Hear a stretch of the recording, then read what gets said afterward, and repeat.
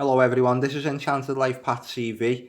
Now we're back down in Salisbury over the Novichok BS, and Russia claims the Novichok assassins are two British actors named Jeffrey and Paul. Now you know I laughed my head off when I first seen this report, so let's just see what's going on and what the little responses are to it, and let's elaborate on it a little bit. Right, Russia has claimed the Novichok assassin suspects are actually two British actors named Jeffrey and Paul in the latest bizarre twist to the Salisbury saga, which is exactly what it is. Vladimir Putin's lawmaker, Konstantin Koshchev, issued a statement suggesting the two Novichok suspects, Russian agents, Alexander Petrov and Ruslan, which just looks like Russian, Boshirov, were British actors on Facebook. Meanwhile, a Russian news website went further with the theory, claiming the CCTV stills were from a British TV show dubbed KGB Spy.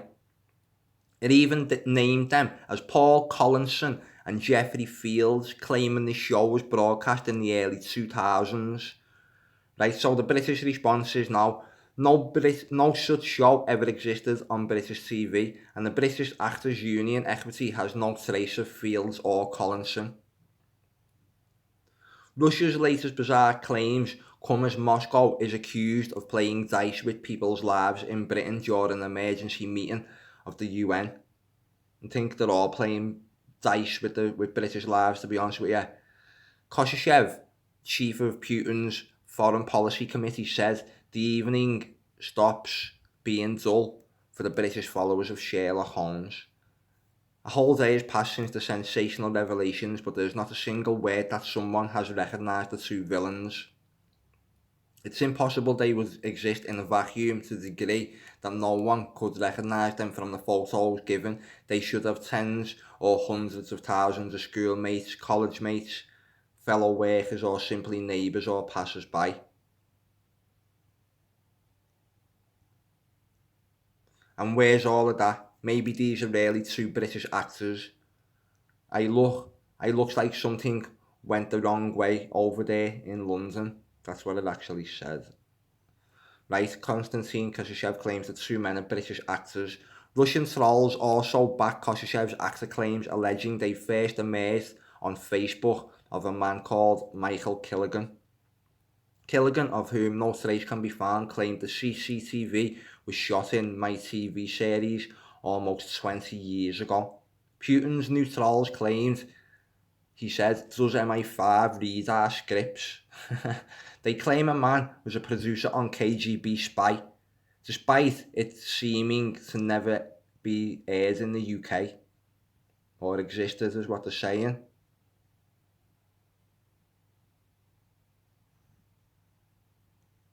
I'll zoom in on that, wouldn't let me. So, we've got a stupid situation. We really have.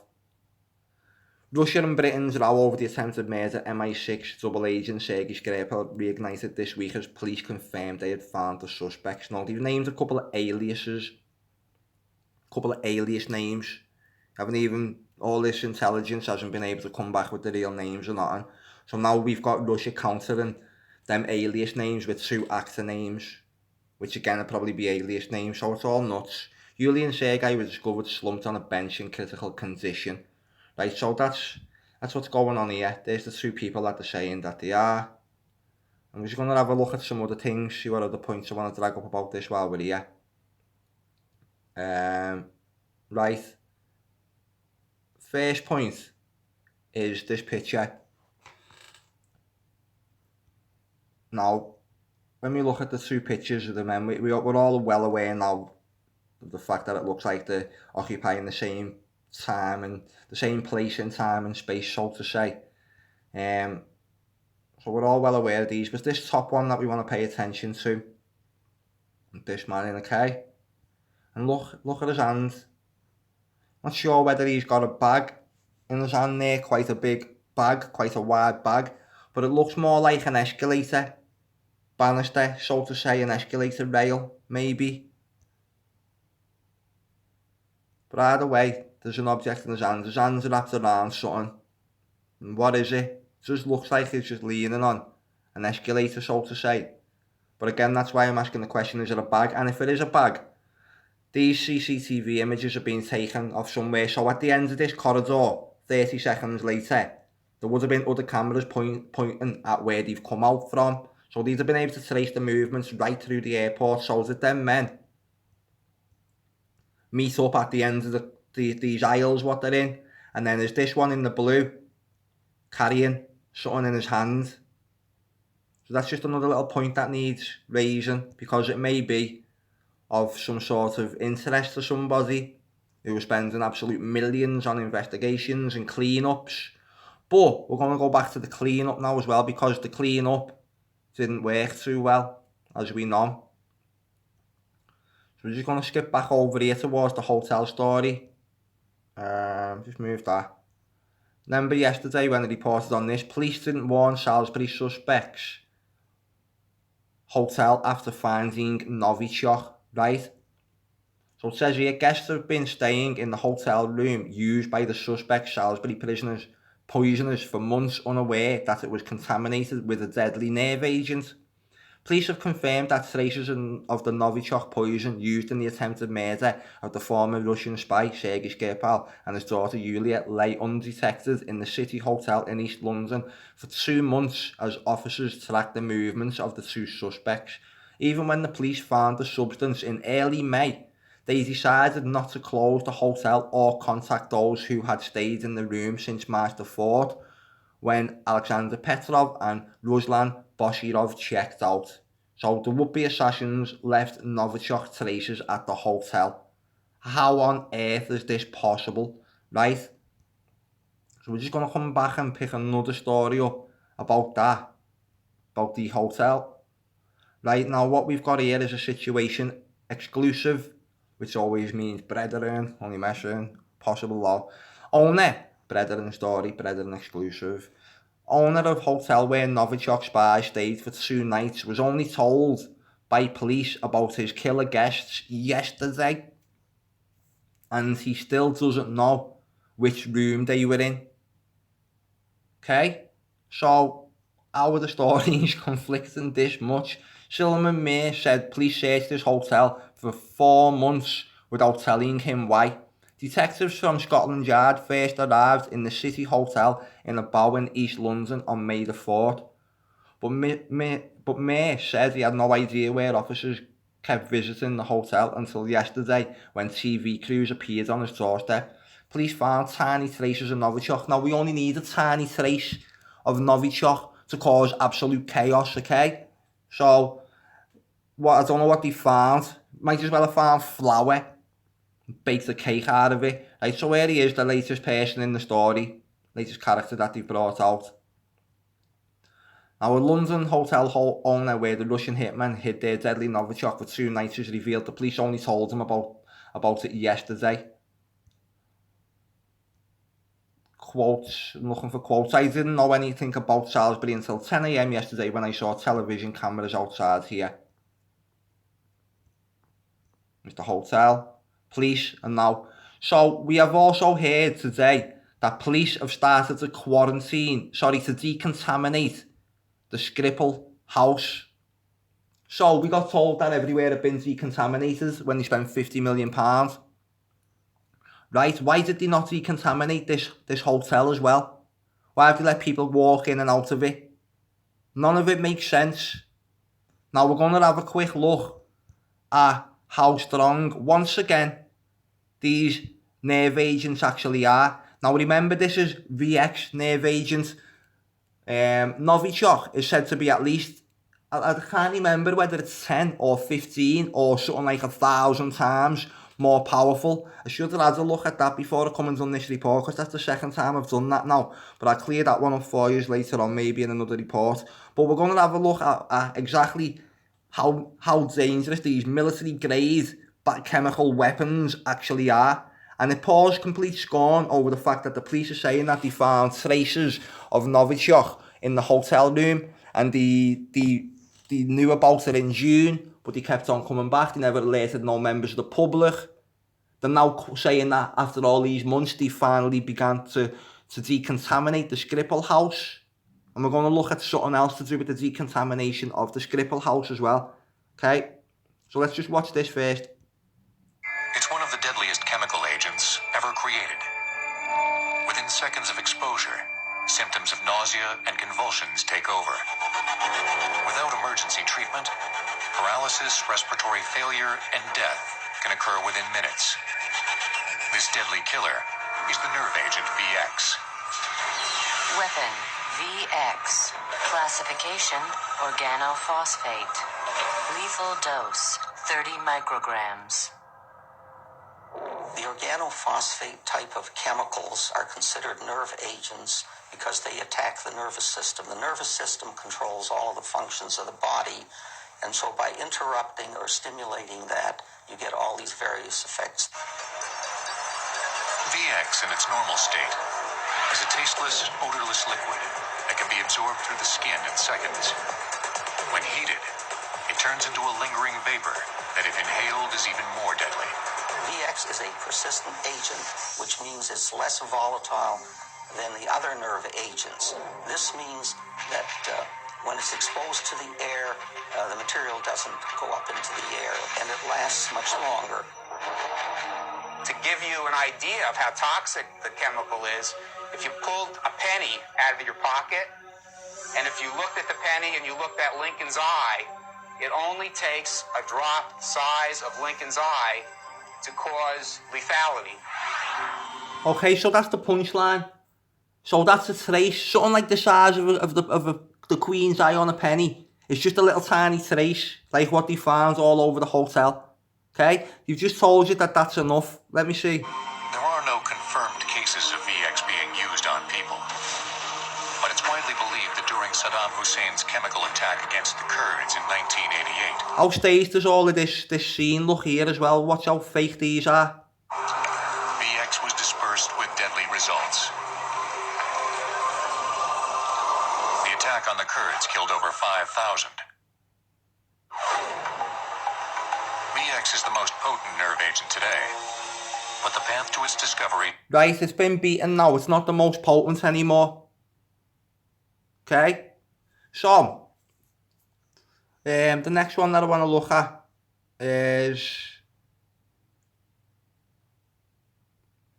this article on here on enchantedlifepath.com, because this is something what these people come out with a few months ago, and it's regarding the house where the Skripals lived. Amesbury Novichok story falls apart. Portland clowns kill Skripal cat and guinea pigs. Now, 2 guinea pigs found dead at home of poisoned Sergei Skripal, and key witness in Amesbury poisoning seems to make story fall apart. So I'm talking about Sam Hobson, what he says, and it ruins the script. Amesbury junkie witness or potential actor ruins the script, the story falls apart, and Skripal's story becomes a guinea pig circus. Right, so let's just see. Channel off here. 2 guinea pigs found at the home of poisoned Sergei Skripal, and key witness Amesbury poisoning seems to make story fall apart. A cat was also found in a distressed state at the house in Christie Miller Road. The cat was extremely malnourished, and by the time it was found, was examined by Porton Down before being put down. So in Porton Down now, they're putting cats down as well. Plus neighbour Sam Hobson, a key witness, states he seen Dawn being taken out of the flat by men in Hamza suits at around 11 AM on Saturday morning.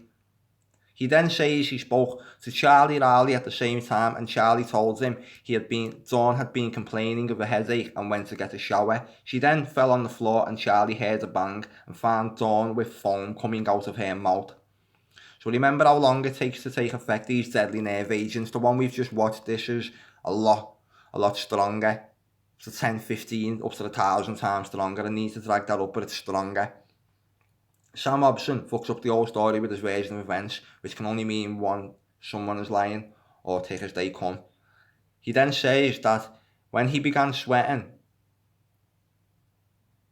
is when Charlie began sweating, and is quoted by the neighbour as saying he felt like he had been poisoned. This is what his girlfriend was being taken away by chemical attack ready emergency services For whatever reason, unbeknown to me, Charlie then fails to tell the paramedics he feels like he has been poisoned and is sweating. He's just told them. Charlie says to Sam, I feel like I've been poisoned, and then he starts sweating, but he didn't tell no one while they're all there. He then lets them all pack up and take Dawn to hospital, and amazingly Charlie stays at home.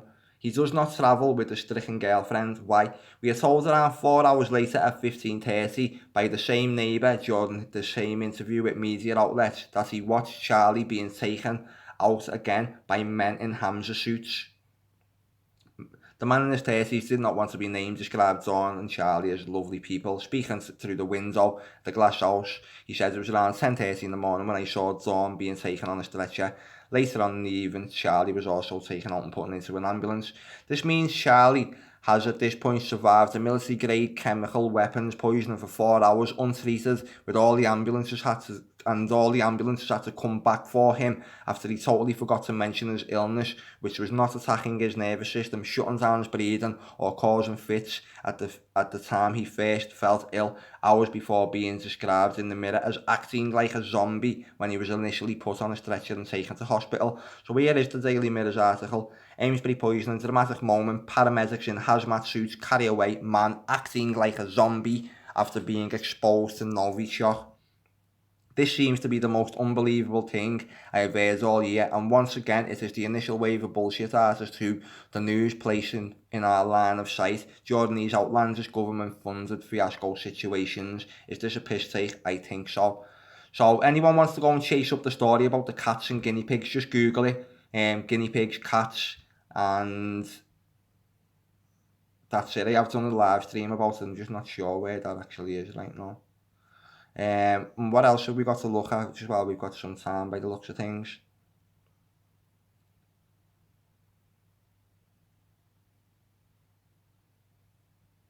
No, and I think that might be it. I've got some other reports to come back and do then anyway. So yeah, answers on a postcard. And I just said that about the Iraq Kurdi bombings because let me just show you. Let me show you something now just while I'm here, because I need to sort of justify when I said that was the only sort of thing in that report where you could think, what's he talking about here? So we've got CNN, hoax, Iraq. Oh no.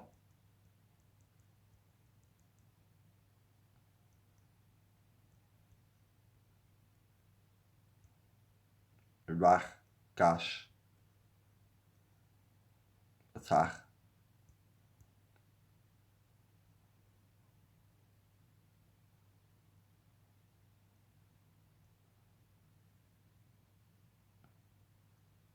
This is it. 5 minutes since our last. Now, this is, they're telling you that they're in Saudi Arabia or something, and it's actually filmed on the CNN rooftop. Okay, that's how bad these people actually are. So this is all fake, these gas masks are faked, and it's all just filmed on the CNN rooftops. Attack, or at least our last outgoing. The big question here is when we saw something go down on the horizon, it was towards the Gulf. We don't know if it was outgoing Patriot or if it was incoming Scud. We can't be sure right now. Chris, is that an all-clear siren sounding? Well, let's check. Is that all clear?